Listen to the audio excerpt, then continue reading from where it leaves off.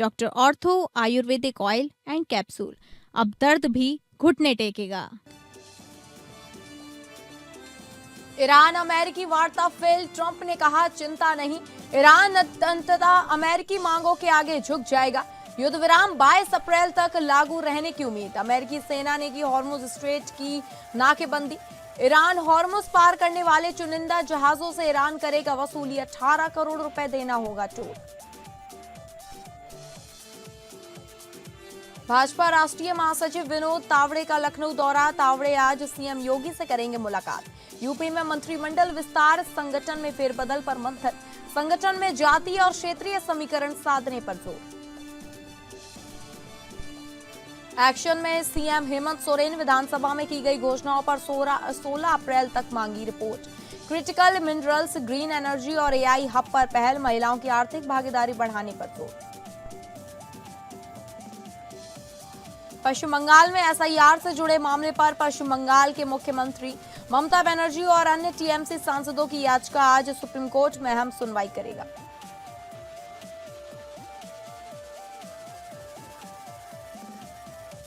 नमस्कार, आप सभी का स्वागत है और मैं हूं आपके साथ अंकिता सिंह। बुलेटिन की शुरुआत करेंगे बड़ी खबर का रुख करके, जहां हॉर्मुज की नाकाबंदी, ईरान हॉर्मुज पार करने वाले जहाजों से ईरान करेगा वसूली, 18 करोड़ देना होगा टोल। वार्ता फेल, ट्रंप को चिंता नहीं, ईरान अंततः अमेरिकी मांगों के आगे झुक जाएगा, बोले ट्रंप। युद्ध विराम जो 22 अप्रैल तक लागू रहने की उम्मीद है, बोले ट्रंप। अमेरिकी सेना की ईरानी बंदरगाहों की नाकेबंदी शुरू। पश्चिम एशिया में जारी जंग के बीच ईरान ने वैश्विक अर्थव्यवस्था की जीवन रेखा माने जाने वाले स्ट्रेट ऑफ हॉर्मुज पर अपना नियंत्रण और कड़ा कर दिया है। इन सबके बीच ईरान इस जलमार्ग से गुजरने वाले चुनिंदा जहाजों को $20 लाख ट्रांजिट शुल्क लेने की घोषणा की है। दरअसल ईरान द्वारा यह कदम ऐसे समय में उठाया गया है जब अमेरिकी राष्ट्रपति डोनाल्ड ट्रंप ने ईरान को चेतावनी दी थी कि यदि जल जमरू मध्य को 48 घंटों के भीतर पूरी तरह नहीं खोला गया तो अमेरिका ईरान के बिजली ढांचे को ध्वस्त कर देगा। अमेरिका इजरायल से युद्ध लड़ रहे ईरान ने हॉर्मुज स्ट्रेट से गुजरने वाले कुछ चुनिंदा जहाजों पर $20 लाख का शुल्क लगाने का फैसला लिया। वहीं ईरान के राष्ट्रपति मसूद पेजेशियन ने एक्स पर तेहरान की नीति को स्पष्ट करते हुए कहा कि हॉर्मुज जल जमरू मध्य ईरान के विरोधियों को छोड़कर सभी के लिए खुला है। ईरान इंटरनेशनल की एक रिपोर्ट के अनुसार संसद की राष्ट्रीय सुरक्षा समिति के सदस्य ईरानी सांसद अलाउद्दीन बैरोजेर्दी ने बताया कि यह भारी शुल्क पहले ही लागू किया जा चुका है, जो इस महत्वपूर्ण जलमार्ग पर नियंत्रण के लिए ईरान के नए दृष्टिकोण को दर्शाता है। अलाउद्दीन बोरो जेर्दी के अनुसार यह कदम दशकों बाद स्ट्रेट ऑफ हॉर्मुज में एक नए संप्रभु शासन की स्थापना का प्रतीक है। स्ट्रेट ऑफ हॉर्मुज पार करने वाले कुछ जहाजों से पारगमन शुल्क के रूप में $20 लाख वसूलना ईरान की ताकत को दर्शाता है। अमेरिकी राष्ट्रपति डोनाल्ड ट्रंप ने कहा कि उन्हें इस बात की चिंता नहीं है कि ईरान बातचीत में वापस आता है या नहीं। पाकिस्तान में हुई बातचीत विफल रहने के बाद उन्होंने कहा, मुझे इससे कोई फर्क नहीं पड़ता कि वे वापस आते हैं या नहीं। अगर वे वापस नहीं आते हैं तो मैं ठीक हूं। ट्रंप ने कहा कि ईरान अंततः अमेरिकी मांगों के आगे झुक जाएगा, भले ही वर्तमान में गतिरोध हो। उन्होंने कहा ईरान के साथ युद्ध विराम जो 22 अप्रैल तक लागू रहने की उम्मीद है, अच्छी तरह से चल रहा है। अमेरिकी राष्ट्रपति ने कहा कि ईरान परमाणु हथियार चाहता है, लेकिन अमेरिका इसकी अनुमति नहीं देगा। उन्होंने कहा उन्हें अभी भी यह चाहिए और उन्होंने पिछले रात इसे स्पष्ट कर दिया। ईरान के पास परमाणु हथियार नहीं होगा। ट्रंप ने यह भी कहा कि अमेरिकी सेना ईरानी बंदरगाहों की नाकेबंदी शुरू करेगी, जो पूर्वी समय अनुसार सुबह 10 बजे से लागू होगी। ईरान ने कहा कि वे अमेरिका के असंवेदनशील मांगों के कारण बातचीत में प्रगति नहीं कर पा रही है। ईरान के विदेश मंत्रालय के प्रवक्ता ने कहा कि अमेरिका को अपनी मांगों को बदलना होगा। इस बीच पाकिस्तान के विदेश मंत्री ने कहा कि अमेरिका और ईरान को युद्ध विराम का पालन करना चाहिए। उन्होंने कहा कि पाकिस्तान दोनों देशों के बीच मध्यस्थता करने के लिए तैयार है। उल्लेखनीय है कि अमेरिका और ईरान के बीच बातचीत पाकिस्तान की राजधानी इस्लामाबाद में हुई थी, जिसमें दोनों देशों के प्रतिनिधियों ने भाग लिया था। बातचीत 21 घंटे तक चली, लेकिन कोई समझौता नहीं हो पाया।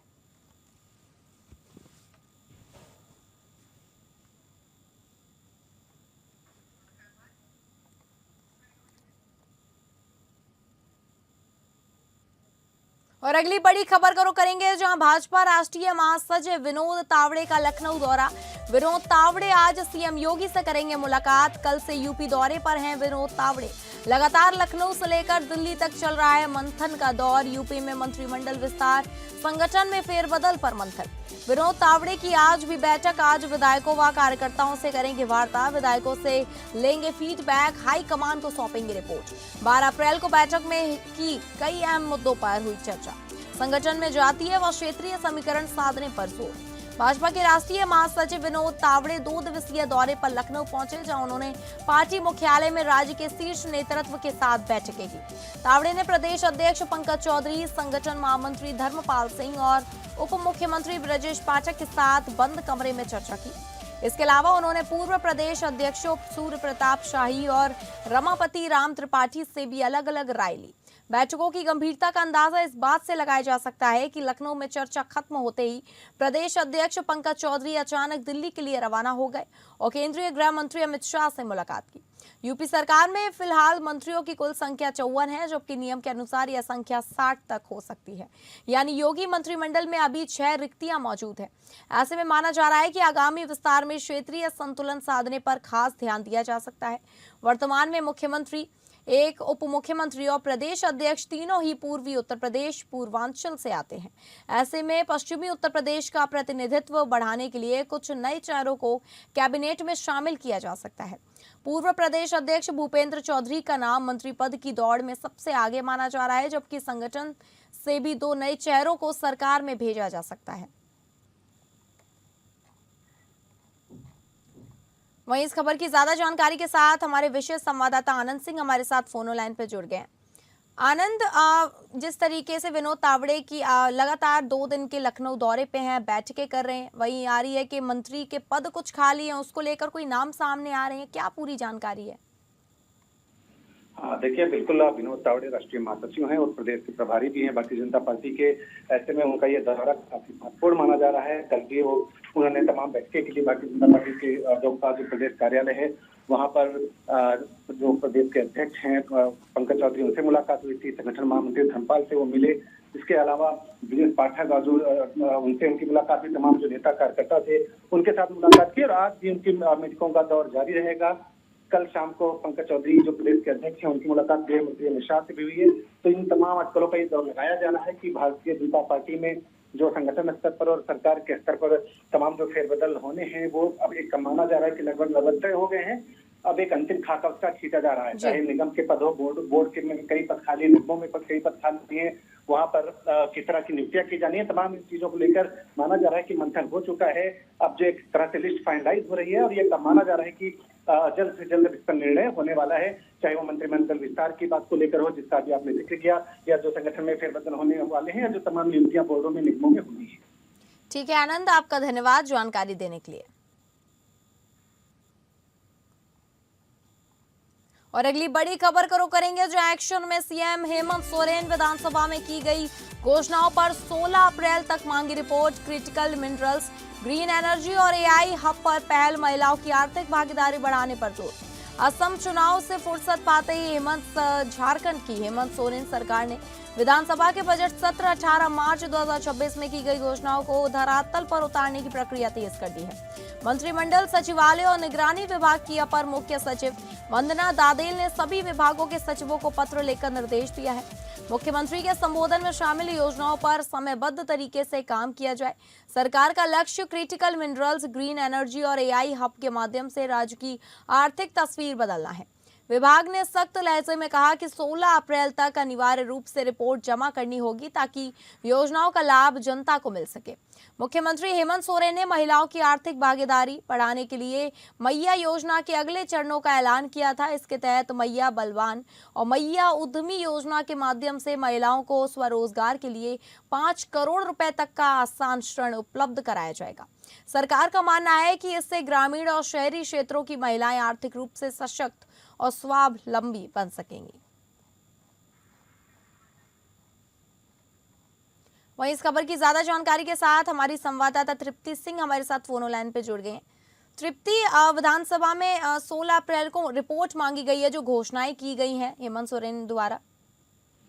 जी देखिए, 16 अप्रैल यानी कि कहा जा सकता है आज से देखा जाए तो महज 4 दिन का ही समय रह गया है और विभागीय जो भी सचिव है, अपर मुख्य सचिव है और प्रधान सचिव है, इन तीनों को सख्त निर्देश दिया गया है कि मंडल सचिवालय को वो रिपोर्ट सौंपनी है जिसमें वो बता सके कि कार्य किस धरातल पर उतारने के लिए वो क्या कुछ कर रहे हैं और जो योजनाएं जो है राज्य सरकार की हित योजनाएं जो जिसे लेकर घोषणा की गई थी मुख्यमंत्री की तरफ से 18 मार्च की तारीख को विधानसभा के बजट सत्र के अंतिम दिन, उन योजनाओं की अगर बात करें तो मैया बलवान योजना, मैया उद्यमी योजना है।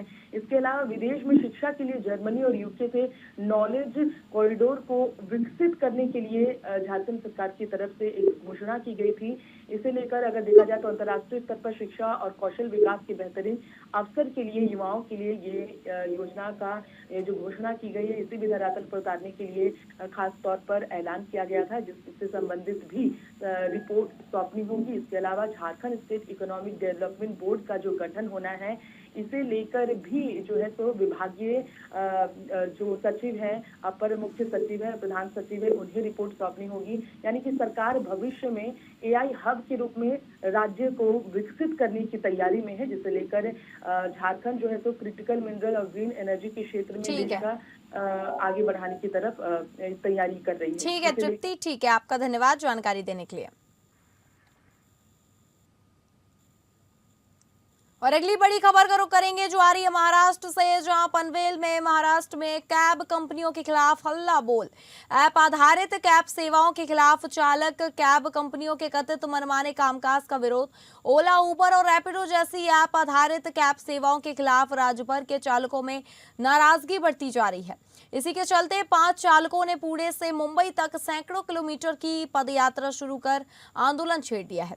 राज्य में कार्यरत ऐप आधारित कैब कंपनियों के कथित मनमाने कामकाज के विरोध में 5 चालक पुणे स्थित आरटीओ कार्यालय से मुंबई के परिवहन आयुक्त कार्यालय तक पैदल यात्रा कर रहे हैं। इस पदयात्रा के जरिए वे सरकार का ध्यान अपनी समस्याओं की ओर आकर्षित कर रहे हैं।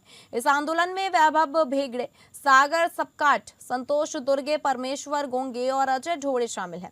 रास्ते में उन्हें ऑटो और कैब चालकों का समर्थन मिल रहा है और कई जगह उनका स्वागत भी किया जा रहा है। चालकों का कहना है कि राज्य में अवैध बाइक टैक्सी सेवाएं अब भी बड़े पैमाने पर चल रही हैं। सरकार द्वारा तय किए गए किराए को लागू नहीं किया जा रहा है और कंपनियों पर प्रभावी नियंत्रण नहीं है।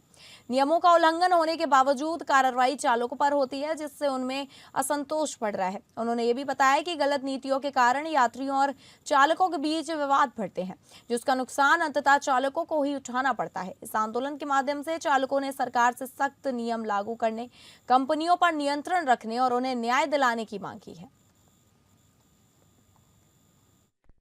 सर, हम लोग पुणे से आए हैं, जो कि हम लोगों को गवर्नमेंट ने रेट दिया है, पर अभी तक ये कंपनी वाले अपने ऐप में गवर्नमेंट ने रेट नहीं दिखा रहे हैं और हम लोगों का अभी कस्टमर के साथ आपस में झगड़ा होता है। हम लोग बोलते हैं मीटर से दे दो और कस्टमर बोलता है जो कि मीटर में जो ऐप में दिखेगा वही देगा। अभी सर हम लोग ऑन द वे है, अभी पनवेल में है। अभी हम लोग कल परसों और 2 दिन के बाद मंत्रालय पहुँचेंगे। वहीं इस खबर की ज्यादा जानकारी के साथ हमारे संवाददाता सर्वजीत सोनी हमारे साथ जुड़ गए। सर्वजीत, कैब चालकों की जो मांगे हैं उनका कहना है कि सरकार द्वारा जो किराया लगाया गया है वो कंपनियां ना वसूलते हुए उन्हें काफी दिक्कतों का सामना करना पड़ रहा है। लगातार 5 लोग इसका विरोध कर रहे हैं। जिस तरह से मुंबई से जो पुणे है, पुणे से 5 जो टैक्सी चालक हैं जो वहाँ पे वो पैदल यात्रा मुंबई की तरफ निकले हैं। 150 किलोमीटर का सफर जो है उन्होंने तय करके मंत्रालय पहुंचे हैं। सरकार को ये अपना संदेश देने कि जिस तरह से जो ऐप के माध्यम से और जो टैक्सी के जो फेयर है उसमें काफी डिफरेंस होता है, जिसका खामियाजा उनको भुगतना पड़ता है। हालांकि जिस तरह से टैक्सी और ओला उबर्स में जो हालांकि मिसबिहेव किए जाते हैं, जिसका खामियाजा उनको पकड़ना पड़ता है। हालांकि लोन की समस्या होती है, उनके ट्रांसपोर्टिंग की समस्या होती है, तो अपनी समस्याओं का समाधान के लिए वो 150 किलोमीटर तक का पैदल सफर तय करके मंत्रालय पहुंचेंगे। मंत्रालय में एकनाथ शिंदे से मुलाकात करने की बात समय मांगा गया है, उनसे मुलाकात करने की बात कही गई है। परिवहन मंत्री जो है एकनाथ प्रताप सरनाइक हैं जो सिंधेगढ़ से आते हैं, तो उनसे भी मांगा गया है, समय मांगा गया है, मंत्रालय के सामने वो पहुंचेंगे और अपना जो भी है अपनी मांगों को रखेंगे। उनको उम्मीद है कि जिस तरह से उनकी जो मांगे हैं वो सरकार उनको सुनेगी। हालांकि जब वो पुणे से जब मुंबई के निकले थे तो पूरी तरह से बैनर के कपड़े पहन के निकले थे, ताकि लोगों को मालूम चले कि अपनी समस्याओं को लेकर वो सरकार तक जो है बात पहुंचाने जा रहे हैं और उनकी समस्याओं का समाधान जल्द सरकार करेगी, ऐसी उम्मीद है। लेकिन आज देखना है कि जिस तरह से वो अपना धरना प्रदर्शन कर रहे हैं, तो इस पे परिवहन मंत्री की तरफ से क्या आश्वासन किया जाता है उन्हें। जी ठीक है सर्वजीत, आपका धन्यवाद जानकारी देने के लिए।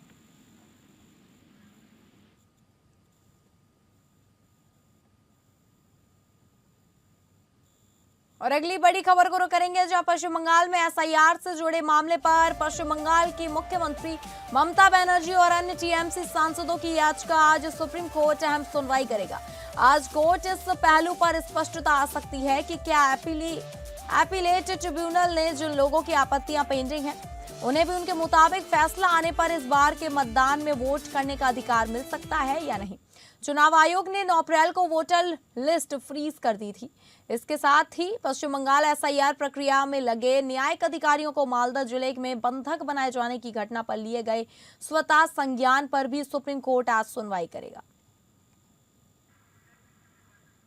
वहीं इस खबर की ज्यादा जानकारी के साथ हमारे संवाददाता विवेक सिंह चंदेल हमारे साथ फोन लाइन पे जुड़ गए। विवेक, आज सुप्रीम कोर्ट सुनवाई करने जा रहा है कि वही कि एप्लीकेट ट्रिब्यूनल जिन लोगों की आपत्तियां पेंडिंग हैं उन पर क्या फैसला इस बार आएगा, इसको लेकर?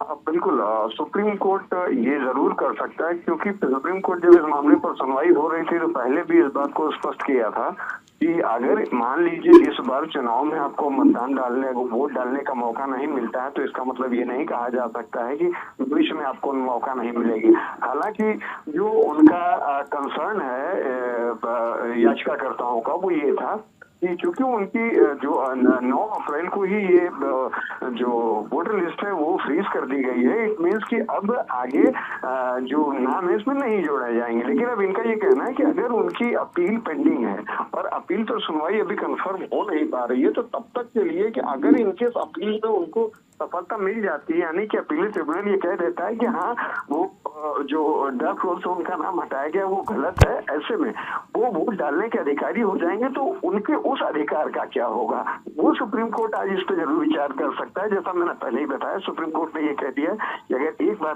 एक बार इस मीन्स की अगर इस बार आपको चुनाव का मौका नहीं मिलता है तो अगली बार ऐसा एक नहीं मिलेगा। लेकिन सवाल ये है कि अपीलेट ट्रिब्यूनल में जिन लोगों के नाम हैं, जिन लोगों ने अपील कर रखी है, उनसे उनको उम्मीद है कि अगर अपीलेट ट्रिब्यूनल से उनको राहत मिलती है तो वो वोट डालने का अधिकार खो सकते हैं।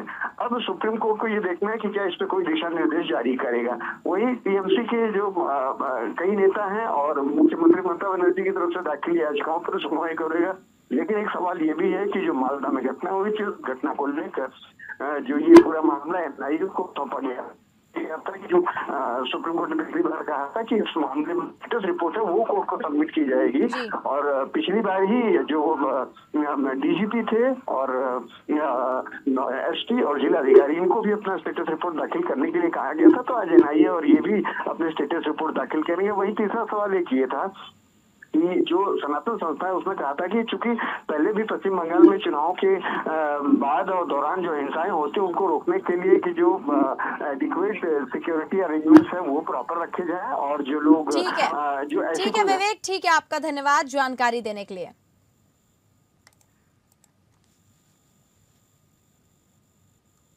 और अगली बड़ी खबर को रुख करेंगे जो आ रही है उत्तर प्रदेश के हापुड़ से, जहां उत्तर प्रदेश के हापुड़ जिले में एक भीषण सड़क हादसे में 6 लोगों की मौत हो गई है। एक्सीडेंट रविवार सोमवार की रात धौलाना गुवाहाटी गुलावटी हाईवे पर हुआ है। बारातियों से भरी बस और ट्रक की टक्कर में 6 लोगों की मौत के अलावा कई लोग गंभीर रूप से घायल भी हुए हैं। सूचना मिलते ही पुलिस भी मौके पर पहुंच गई और ग्रामीणों की मदद से बस में फंसे लोगों को बाहर निकाला। घायलों को अस्पताल में भर्ती कराया गया है। एसपी ज्ञानंजय सिंह ने बताया कि धौलाना गुलावटी रोड पर बारातियों में भरी बस एक ट्रक से टकरा गई थी। सूचना मिलते ही पुलिस मौके पर पहुंची और राहत बचाव शुरू किया गया। घायलों को बस से निकालकर अस्पताल भिजवाया गया, लेकिन 6 लोगों की मौत हो गई थी। इसके अलावा 7 लोग घायल हुए हैं। एसपी का कहना है कि बस में कुल 12 लोग सवार थे, उनमें से एक की पहचान अभी नहीं हो पाई है और संभवतः वह ड्राइवर था। दरअसल शादी समारोह संपन्न होने के बाद बारात वापस लौट रही थी। इसी दौरान कपूरपुर धौलाना मार्ग पर बारातियों से भरी बस और ट्रक की आमने सामने भीषण टक्कर हो गई। टक्कर इतनी जोरदार थी कि बस बुरी तरह क्षतिग्रस्त हो गई और मौके पर ही बस में सवार 6 बारातियों की मौत हो गई।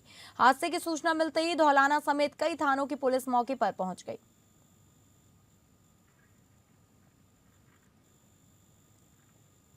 तो फिलहाल इस बुलेटिन में इतना ही। नमस्कार।